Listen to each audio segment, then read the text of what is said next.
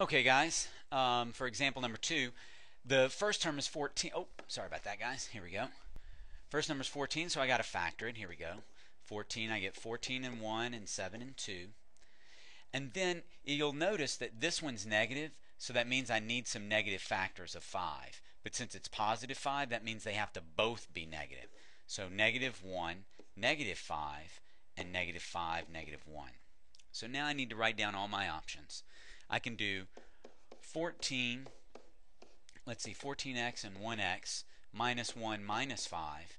And I can do 14x, 1x, and negative 5, negative 1. And that's it for that pair. And then I can also do 7x and 2x and negative 1, negative 5. And I can do 7x, 2x, negative 5, negative 1. Okay? Now, when I multiply the outsides here and here, I'm going to get negative 70. Here and here, oh, that's not outside. Here and here I get negative 14. Okay?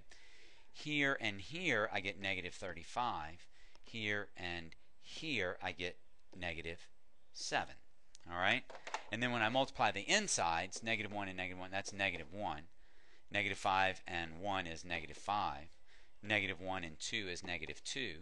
And negative 5 and 2 is negative 10. And when I combine these, you can see that this combination gives me negative 17. So the right answer is 7x minus 5 times 2x minus 1. Now, guys, I have to say this and give a little credit to a guy named Patrick in my class today who showed me a way that I've seen before, but I have to admit I hadn't really used it that much. And what he said was, and I'm just going to throw it out here and see what you guys think about it. But he used this little x here, and he said 14 and 1, those are the factors of my first number. And I can have 1 and 5, or 14 and 1, and 5 and 1. Okay? And then he said, okay, on my other one, I can have 7 and 2, and he's using all absolute value. He's not using any signs or anything like that. Okay?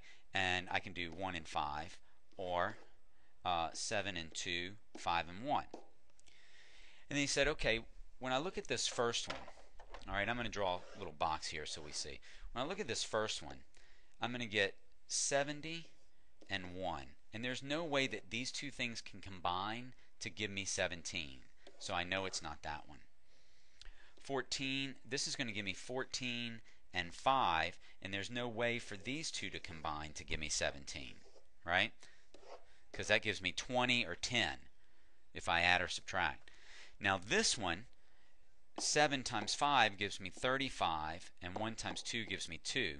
There's no way for these to combine. They either give me 37 or 33. Okay, so there's no way for that to work. And then when I look at this one, I'm going to get 7. 7 times 1 is 7. 5 times 2 is 10. Oh, if I add this, I get positive 17. What if they're both negative? Then I would get negative 17. Yeah, I can get 17 from that. But for me to get negative 17, this has to be negative and that has to be negative. And so he says 7x, 7x and 2x, and then negative 5 and negative 1. Those are our pairs. Okay, and we just put that into our binomial. 7 and negative 5, 2 and negative 1. Okay, like that. So guys, I'm going to put it out there. I may try it again on another one for you, but that's a way you could look at it if that seems simpler to you. Okay? All right, guys, good enough there. Let's look at example 3.